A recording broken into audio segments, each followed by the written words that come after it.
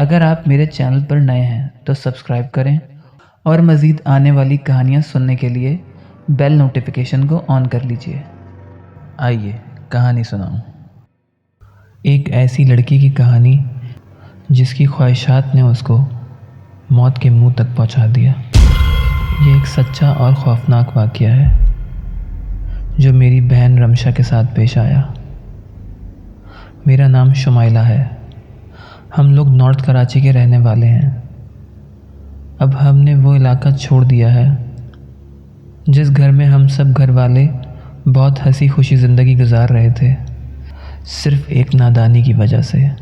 और उस नादानी का खमियाजा हमें बहुत बड़ा भुगतना पड़ा। मेरी बहन रमशा मौत के मुंह से वापस आई।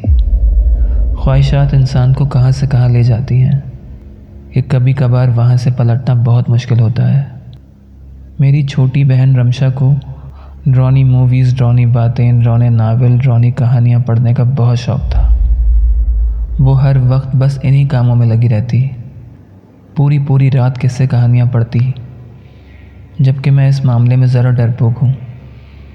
लेकिन फिर कुछ ऐसा हुआ जिसका अज़ाब हम सब घर वालों ने भुगता। बाजी यार, मैं इतनी कहानियाँ पढ़ती हूँ भूत चुड़ैलों की कि अब तो मुझे उनसे मिलने का दिल चाहता है। मैंने कहा कि क्या पागल हो गई हो तुम? ये कैसी फजूल बातें कर रही हो? लो, इसमें पागलों वाली क्या बात हो गई? कितने लोगों ने जिन भूत देखे हैं, कितने किस्से तो मैंने खुद पढ़े हैं ऐसे। बस मुझे एक बार देखना है उनको कि असल में कैसे लगते हैं। तुम ना अपना इलाज करवाओ, बिल्कुल ही पागल होती जा रही हो तुम। रात के 12 बजे का वक्त होगा। रमशा तैयार होकर तेज़ परफ्यूम लगाकर बाल खोलकर छत पर गई। सर्दियों की रातें थीं। दूर दूर तक सन्नाटों का राज था। कोई है जो मुझसे दोस्ती करेगा? कोई जिन या भूत है कोई? वो अपनी धुन में ये बोले जा रही थी। उसके जहन में वही किस्से कहानियाँ चल रहे थे कि इंसानों और जिन की दोस्ती वगैरह, पर ये सब किताबी बातें होती हैं। थोड़ी देर तक वो ये सब बोलती रही, फिर नीचे आ गई। अगली रात रमशा को उसके कमरे से खुशबू आई, इतनी मैसूर कुन खुशबू जो कि उसने आज तक नहीं सूंघी थी। वो अपने कमरे से बाहर आई और पूरे घर में खुशबू का ताक़ुब करने लगी, पर खुशबू सिर्फ उसके कमरे से आ रही थी। उसने पूरा कमरा छान मारा, पर खुशबू कहाँ से आ रही थी ये पता नहीं लगा सकी। ना तो उसके पास ऐसा कोई परफ्यूम था, ना ही घर में किसी और के पास। और रात को 1 बजे कौन परफ्यूम लगाएगा? खुशबू सुबह फजर तक आती रही, फिर ख़त्म हो गई। मैं अगले दिन घर पहुंची खाला के घर से। रमशा ने मुझे बताया, बाजी कल रात को मेरे कमरे से इतनी प्यारी खुशबू आ रही थी कि क्या बताऊं मैं आपको। बस दिल चाह रहा था कि सूंघती जाऊं। फिर मैं कब सो गई पता ही नहीं चला। मैंने सोचा इसने फिर से कोई नई कहानी पढ़ी होगी और वो उसके सर पे सवार हो गई है। मैंने उसकी बात एक कान से सुनी और दूसरे कान से निकाल दी। रात हो गई। मैं नीचे अम्मी के साथ सोती थी, ऊपर रमशा अकेली अपने कमरे में सोती थी, और एक कमरे में मेरे छोटे भाई नौमान और शामिर सोते थे। अब्बू जॉब की वजह से कराची से बाहर रहते थे, तो इसलिए मैं अम्मी के पास सोती थी। 1:30 बजे का वक्त होगा। मैं अपना फ़ोन इस्तेमाल कर रही थी कि मेरे पास रमशा का मैसेज आया कि बाजी ऊपर आओ जल्दी से और आकर खुशबू सूंघो। वही खुशबू फिर से आ रही है। आपको यकीन नहीं आ रहा था ना मेरी बात पर? आओ और आकर देखो। मैं उसके पास गई और दरवाज़ा खोला तो ऐसी प्यारी खुशबू आकर मुझसे टकराई जो आज से पहले मैंने कभी महसूस नहीं करी होगी शायद। बस वो एहसास एक पल का था, फिर ख़त्म हो गई। रमशा फ़ौरन बोली, सूंघी आपने? मैंने कहा अब तो नहीं आ रही कोई खुशबू मुझे।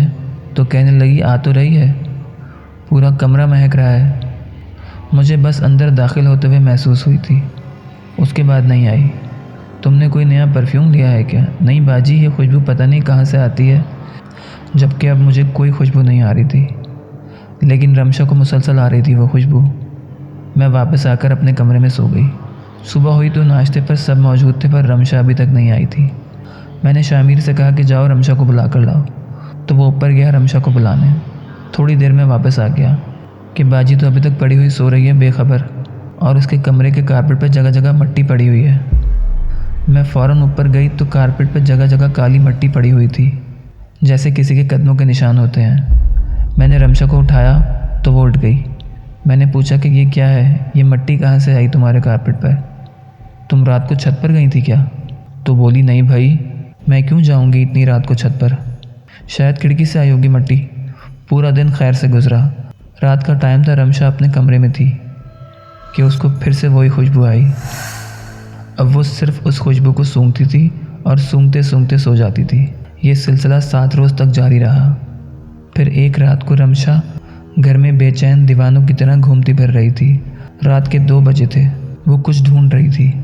मेरी आँख खुली कुछ टूटने की आवाज़ पे, तो रमशा किचन से निकल कर जा रही थी। मैंने पूछा क्या हुआ, तो मुझे देखा और चली गई ड्राइंग रूम की तरफ। मैं भी उठकर उसके पीछे गई तो मैंने देखा रमशा ड्राइंग रूम में रखी हर चीज़ को सूंघ रही थी। मैंने कहा क्या कर रही हो, ये पागल हो गई हो क्या? तो कोई जवाब दिए बिना ड्राइंग रूम से बाहर निकल गई और ऊपर अपने कमरे में चली गई। मैं वापस आकर लेट गई। सुबह हुई तो नाश्ते पर सब मौजूद थे, रमशा भी थी, पर उसकी आंखें बिल्कुल लाल हो रही थी जैसे पूरी रात की जागी हुई हो। अम्मी ने पूछा क्या हुआ तुमको, तुम सोई नहीं रात को क्या? उसने कोई जवाब नहीं दिया, बस सामने रखा नाश्ते को घूरे जा रही थी। फिर उठी और अपने कमरे में चली गई। मैंने अम्मी को बताया कल रात को भी ये पागलों की तरह पूरे घर में घूम रही थी और हर चीज़ को उठा उठा कर सूंघ रही थी। मैं और अम्मी रमशा के कमरे में गए तो वो खिड़की से बाहर देख रही थी। अम्मी ने उसको आवाज़ दी तो वो पलटी। अम्मी ने पूछा क्या हुआ है तुमको, इतनी खामोश क्यों हो तुम, और रात को क्या तलाश कर रही थी? तो वो रोने लगी ज़ारो कतार बच्चों की तरह। फिर उसने बताया अम्मी रोज़ाना रात मुझे पता नहीं कहाँ से खुशबू आती है और इतनी मैसूर कुन खुशबू होती है कि बस दिल चाहता है सूंघते जाओ उसको, लेकिन वो कल रात को नहीं आई। मुझे बहुत तलब हो रही थी, काफ़ी दिन से तो आ रही थी, पर कल रात को पता नहीं क्यों नहीं आई। अम्मी और मैं हैरान परेशान थे उसकी बातें सुनकर। अम्मी ने मुझे देखा और पूछा क्या बोल रही है ये? मैंने बताया कि मुझे इसने 1 हफ्ते पहले बताया था, पर मुझे तो कोई खुशबू नहीं आई। मैंने सोचा कि ये मुझे बना रही है शायद, लेकिन रमशा की हालत और तड़प बता रही थी कि वो जो बोल रही है सच बोल रही है। पूरा दिन गुजर गया, रमशा अपने कमरे से बाहर नहीं आई। उसने खाना भी नहीं खाया, सुबह से भूखी प्यासी थी। मैं और अम्मी बहुत परेशान थे कि शायद इसकी तबीयत ख़राब है, पर ये जो मामलात चल रहे थे ये कुछ और ही थे जो हमारे वहम व गुमान में भी नहीं थे। रात को भी रमशा ने थोड़ा बहुत खाना खाया। अम्मी ने आज रात रमशा को अपने पास सुलाया, पर वो शदीद बेचैन थी और बार बार उठकर बाहर जा रही थी कमरे से। पूरे घर में सूंघती फिर रही थी कि कहीं से वो खुशबू आ जाए उसको, लेकिन ऐसा नहीं हुआ। रमशा 2 रातों से लगातार जाग रही थी। उसकी आंखें बिल्कुल काली हो चुकी थी, ना कुछ खा रही थी, बस उसमें किसी चीज़ को पाने की तड़प थी। रात को फिर से वही हुआ। रमशा पूरे घर में पागलों की तरह फिर रही थी और रो रही थी। फिर वो ज़मीन पर गिर गई और तड़पना शुरू कर दिया। जैसे नशा करने वाले को नशा ना मिले तो वो तड़पता है, बिल्कुल वैसे ही। हम उसको हॉस्पिटल ले गए। उसको ड्रिप लगी और नींद की दवा देकर सुला दिया गया। थोड़ी देर के बाद ही रमशा उठ गई और बोली कि मुझे घर लेके चलें, मुझे यहाँ नहीं रहना है। हम उसको घर ले आए। दिन भर वो ठीक रहती, पर रात को ठीक 12 बजे उसको दौरा पड़ता और वो खुशबू करती रहती कि मुझे वो खुशबू ला दो कहीं से। चीखती चिल्लाती और बहुत रोती और फिर नींद बेहोशी में चली जाती। रमशा की तबीयत ख़राब है ये बात ख़ानदान में सभी को पता चल चुकी थी। मेरी अम्मी के मामू हमारे घर आए, जिनको अम्मी ने ही बुलाया था फ़ोन करके, और उनको सारी बातें बता दी थी। रमशा को काफ़ी डॉक्टरों को दिखा चुके थे और उसके सारे टेस्ट भी हो चुके थे, पर कोई फ़ायदा नहीं हो रहा था और ना ही कोई दवा असर कर रही थी उस पर। बड़े मामू वज़ाइफ और अमलियात में माहिर हैं, इसलिए अम्मी ने उनको बुलाया। बड़े मामू ने आकर सारी बात पूछी तो अम्मी ने उनको सब कुछ बता दिया कि कैसे रमशा जिन भूतों की कहानियाँ पढ़ती थी और उन सब बातों को सच मानती थी। बड़े मामू ने मुझसे पूछा क्या तुमने कभी वो खुशबू सूंघी है क्या? जब मैं ऊपर कमरे में गई, दरवाज़ा खोला तो बस मुझे एक ही बार महसूस हुई थी। क्या महसूस हुआ था तुमको? ऐसी प्यारी खुशबू मैंने ज़िंदगी में आज तक कभी नहीं सूंघी होगी। बहुत अच्छी थी, बस ज़रा देर की थी, फिर ख़त्म हो गई, पर रमशा को वो खुशबू मुसलसल आ रही थी। फिर मैंने उनको बताया कि रमशा एक बार परफ्यूम लगाकर तैयार होकर छत पर गई थी और वापस आकर बोली कि किसी ने नहीं करी मुझसे दोस्ती, पता नहीं लोगों को कैसे मिल जाते हैं जिन भूत। मामू फ़ौरन रमशा के कमरे में पहुँचे। इस अरसे में रमशा सूख कर कांटा हो चुकी थी। मामू ने रमशा पर दम किया तो वो सो गई। फिर मामू अम्मी और मुझे लेकर छत पर गए। छत पर एक स्टोर बना हुआ है। वो अंदर गए और हाथ में एक कपड़ा उठाए बाहर निकले। वो दुपट्टा था रमशा का। उन्होंने बताया कि रमशा पर एक बदजात जिन आशिक हुआ है। अम्मी ये सुनकर ज़ारो कतार रोने लगी। मामू ने एक काला धागा रमशा के गले में डाल दिया और बोले, मैं कल आऊँगा, अब तुम लोग परेशान नहीं होना, सब ठीक हो जाएगा इंशाल्लाह। और वो चले गए ये बोलकर। अम्मी, मैं और मेरे भाई बहुत परेशान और डरे हुए थे। अम्मी ने फ़ोन करके अब्बू को सब कुछ बता दिया था। अगले दिन अब्बू भी कराची पहुंच गए। सुबह हुई तो रमशा अपने कमरे से नीचे आई और बोली, अम्मी मुझे बहुत भूख लग रही है, मुझे नाश्ता दे दें। अम्मी ने उसको चिपटा लिया और बहुत प्यार करा। उसने पेट भर के नाश्ता किया इतने दिनों बाद। इतने में अब्बू भी आ गए।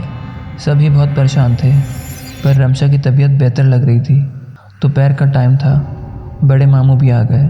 उन्होंने अम्मी को बताया कि डरने की कोई बात नहीं है, रमशा के मामलात हल हो चुके हैं और वो सर्कस जिन अब मेरी कैद में है जो रमशा पर आशिक हुआ था।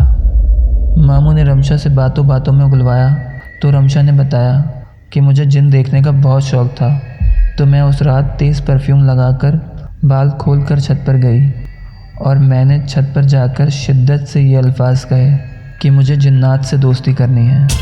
कई बार मैंने ये अल्फाज दोहराए। फिर मैं नीचे आ गई और अगले ही रोज़ से ये मामलात शुरू हो गए मेरे साथ। मामू ने बताया कि काफ़ी वजीफ़े और पढ़ाई के बाद इस जिन को काबू किया है। अब्बू, अम्मी और हम सब लोग हैरत में थे कि हमारे घर में रमशा के साथ ये मामलात चल रहे थे और हमें इस बारे में ज़रा अंदाज़ा नहीं था। फिर उसके बाद हमने वहाँ से घर छोड़ दिया और अब्बू के साथ इस्लामाबाद शिफ्ट हो गए। बात सिर्फ इतनी सी है, इन सब चीज़ों से जितना दूर रहा जाए उतना बेहतर है। ना ही ये कोई मजाक है, ना ही वक्त गुजारी का तरीका। आपकी नादानी में आपके साथ घर वाले भी अज़ियत में मुब्तला हो जाते हैं। इसलिए ऐसे लड़कों और लड़कियों से गुजारिश है जो जिन्नात से दोस्ती करना चाहते हैं, अपनी और अपने प्यारों के जान के दुश्मन मत बने।